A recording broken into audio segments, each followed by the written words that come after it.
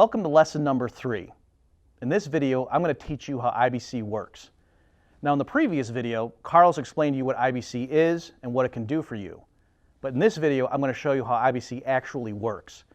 Now in order to do that, I need to explain what a whole life policy is and how it works, because a whole life policy is the platform upon which the process of IBC is implemented. In this lesson, we're not going to get too technical, but I am going to give you enough information to know how IBC works. Some of the topics we'll cover are the difference between a term policy and a whole life policy, how to actually read a life insurance policy illustration, what the cash surrender value is, and what's really going on when you take out a policy loan. So let's jump right into it. What's the difference between a term policy and a whole life policy? A term life insurance policy, as the name suggests, means that it's a life insurance policy that's in force only for a particular term. So for example, let's say you're age 30, you could take out a 5-year term life insurance policy. So the way that thing is structured contractually, so long as you keep making your premium payments on time, the life insurance company keeps that policy in force up through age 35.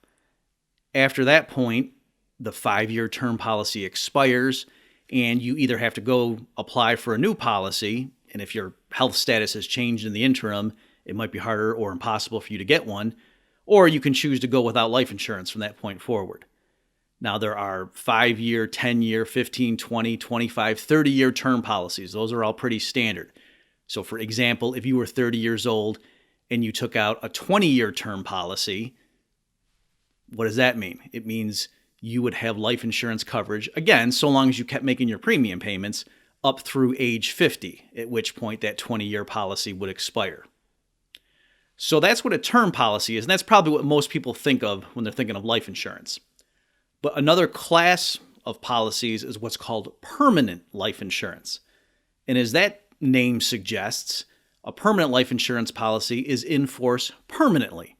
Again, so long as you keep up your end of the bargain and make the premium payments as the contract requires. Now, within the class of permanent life insurance policies, there's different varieties. The one that Nelson Nash thought you should do if you want to practice the infinite banking concept, or IBC, and this is very important, is a whole life policy. Okay, so to be clear, there's different types of permanent life insurance policies. Just to give you an idea, for example, a different kind would be what's called universal life, or a UL policy. Okay, so to be clear though, what Nelson Nash thought you should use if you were going to implement IBC was a whole life policy.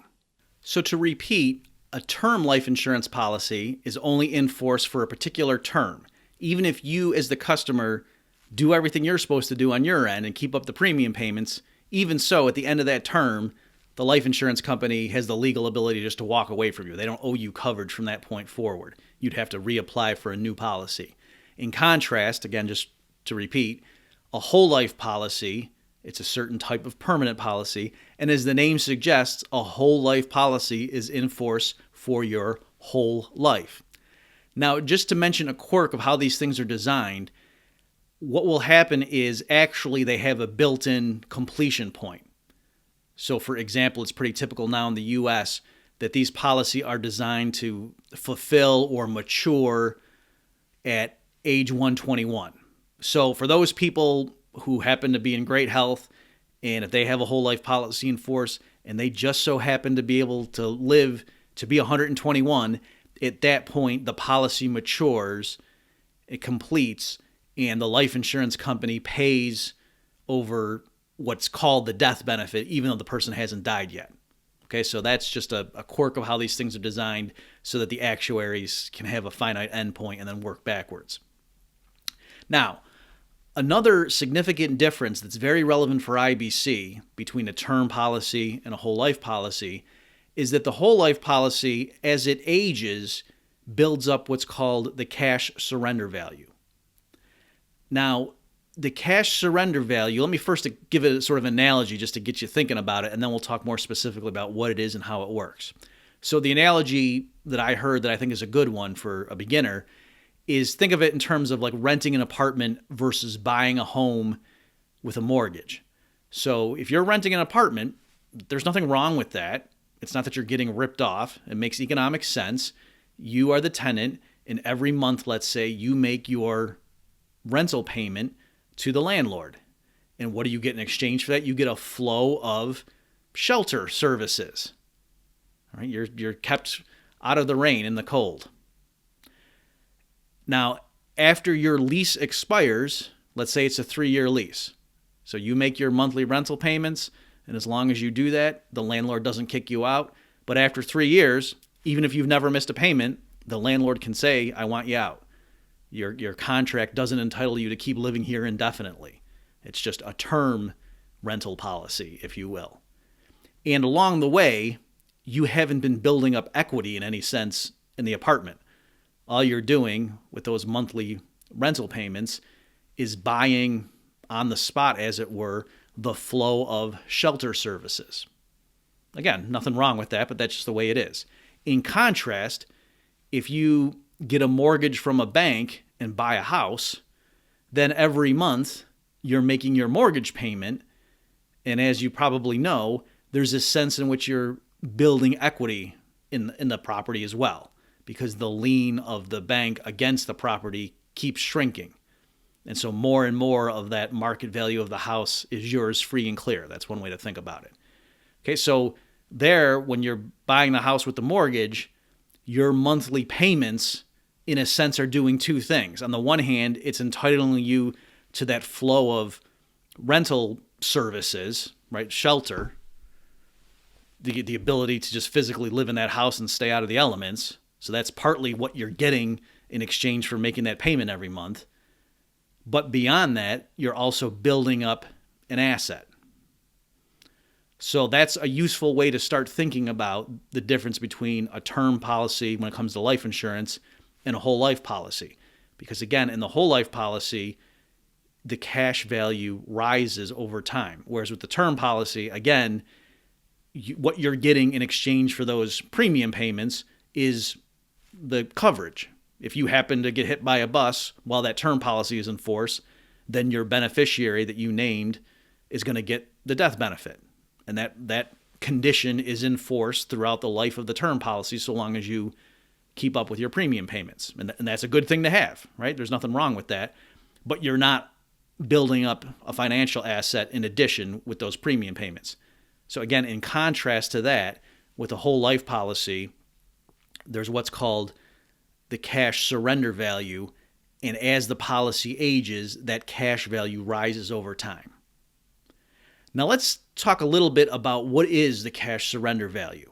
Okay, so a more technical, formal definition runs along the line saying it's the present discounted value of the actuarially expected future death benefit payment minus the flow of remaining premium payments that you, the customer, still have to make on that thing. All right, so that's a mouthful, and if that's above your head, don't worry about it. I just wanted to say it, though, for the overachievers out there in the audience.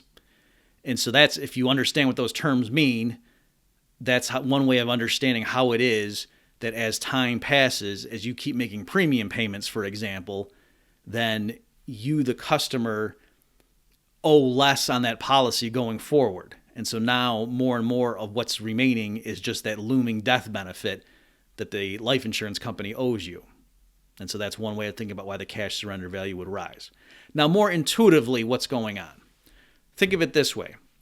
The life insurance company on term policies knows that typically it's not going to have to pay out on those things, right? The vast majority of term policies are going to expire where the customer is still alive at the end of it. And so the life insurance company was just collecting the premium payments all along and didn't actually have to pay out a death benefit. In contrast, with a whole life policy, so long as the customer keeps that policy in force and doesn't let it lapse, the life insurance company knows necessarily they are going to pay on that policy because the person's going to die eventually, or in the rare case, the person might live to be age 121, let's say, at which point the policy matures, and then the life insurance company has to go ahead and hand over what was called the death benefit. Okay, so with a whole life policy, the way to think about it is the life insurance company is collecting those premium payments and they have to go put them to work. They have to invest them in financial assets because there's a sense in which you're like a ticking time bomb from the life insurance company's point of view. If you've got an in-force whole life policy, then the life insurance company knows at some point, sooner or later, they're going to have to pay out on that policy to you. Because again, you're either going to die or you're going to live to complete the policy. And so over time, the assets that the life insurance company has been investing sort of earmarked to your policy or on behalf of or backing up, if you will, your policy are going to grow, right? Because they keep getting premium payments from you. They're going out and buying assets with them and managing this big portfolio of assets, sort of backing up your policy and all the other policies that they've issued. And so the market value of those things rises over time. Now, the older you get, what is that going to do to that actuarial liability on the books of the insurance company, right? Again, if they've got a whole life policy out there in force on you, the older you get, the more likely it is that you're going to die. And so let's say the death benefit's $1 million. If you're a 25-year-old in great health, the life insurance company is not viewing that thing as if they owe you $1 million, right? It's not the same as if they had issued a bond and now the bondholder comes back to him and says, okay, where's my $1 million, right? It's not the same type of liability, but it is a liability, right? Now, in contrast, suppose you're 95 years old and the life insurance company has issued a policy on your behalf and they owe $1 million when you die. You can see how the liability from their point of view, as they're crunching the numbers, on you, a 95-year-old, is much greater than on a healthy 25-year-old, right? Because again, if they ask their actuaries, what's the likelihood or how soon should we expect this person to die, at which point we owe somebody $1 million, whoever the named beneficiary is, the actuaries are going to say, whoa, this person's 95. That's pretty close. So we need to have enough assets set aside right now to be able to pay that off, right? And so the assets they would have to have set aside at that point are going to be a lot closer to $1 million than they would need to be for the healthy 25-year-old. Okay, so these are just intuitive ways to think about why it is that the cash surrender value rises, because contractually, what the cash surrender value is, as the name suggests, the life insurance company, if you want, you can surrender the policy and they will give you that spot payment. And so that's, in a sense, a way to think about it, that it's how much would the life insurance company pay you, the policyholder, to walk away from your policy, to stop making the premium payments, just walk away. The life insurance company, as that policy ages, would be willing to pay you more and more for that. Because again, the older you get for a given policy, the bigger the financial liability in a statistical sense it is to the life insurance company, because they know you're that much closer to death. And also, depending on how the contract is structured, if you have fewer premium payments left in the life of that policy, that's another reason that financially it's more of a liability to them, right? Because at the point at which you still have years and years worth of premium payments, from their point of view, that's going to offset the blow, or it's going to mitigate the hit to them when they got to pay you the death benefit, is because they know, oh, so long as this person stays alive, we're getting this flow of premium payments. So that helps cushion the blow.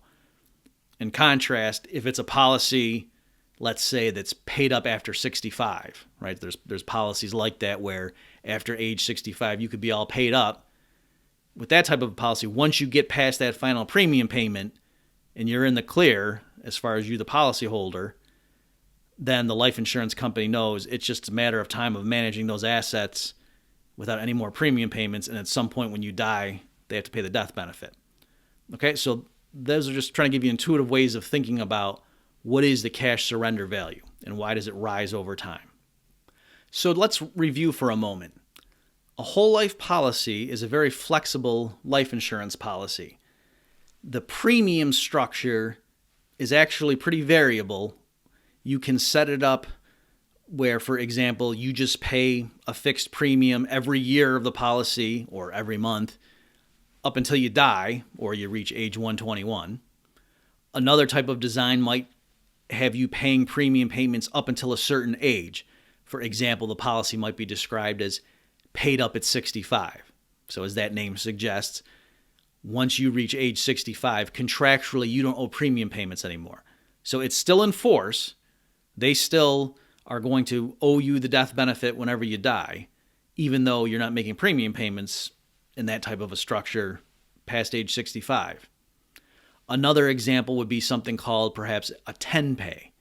So here, you take the policy out, let's say you're age 25, and then every year you make a fixed premium payment, and after the 10th year, you don't owe any more money contractually, right? So it's just built, it's designed that you make 10 premium payments, and that would be called a 10 pay.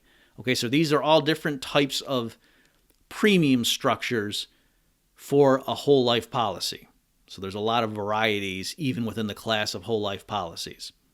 Now here I should mention, I'm not talking about what's good or bad with respect to implementing IBC. I'm trying to explain to you how these things work and the different varieties that are possible, the different flavors, if you will. Now, continuing our review, the cash surrender value on a whole life policy, what it is contractually, the life insurance company says, at any point in this policy, you have the option to just stop, to walk away. So if you still owed premium payments, for example, you don't owe them anymore. However, the life insurance coverage also dissolves, but the life insurance company gives you a going away present, right? It's a severance package, if you will. If you're willing to just dissolve the policy and walk away, they give you a spot payment that's less, of course, than the death benefit, but that has been growing over time. And again, why does the life insurance company have the incentive to do that? Well, because by you dissolving or surrendering the policy, you're removing that ticking time bomb from their liability, right? That the older you get with a policy that's in force, the closer you get to dying or reaching age 121, let's say, and them having to pay out the death benefit. So by you walking away, they would gladly give you a smaller amount to make it worth your while. And then how do they have the ability to do that? Well, because if they've been wise stewards, they've been investing your premium payments all along to sort of back up the policy that you have. Now, I should be crystal clear here. The cash surrender value, that schedule is part of the contract. Okay, so there are guaranteed cash values at various points along the policy's life. So when you take out a policy and sign the dotted line in the beginning, you know that, if I were to surrender this policy, let's say 18 years in, you know what the guaranteed cash value is going to be at that point. Right? So the life insurance company is on the hook contractually. They're guaranteeing you a rising schedule of cash surrender payments as the policy matures. Now, there's regulations affecting that, right? So the state regulators have rules in place for what the policy has to look like and how the cash surrender values have to rise over time. But my point is, it is contractually built into the policy. It's not guesswork. It's not that you get the policy and then learn, is there going to be cash surrender value or not in year 18? They have minimums that the policy will perform at least that well.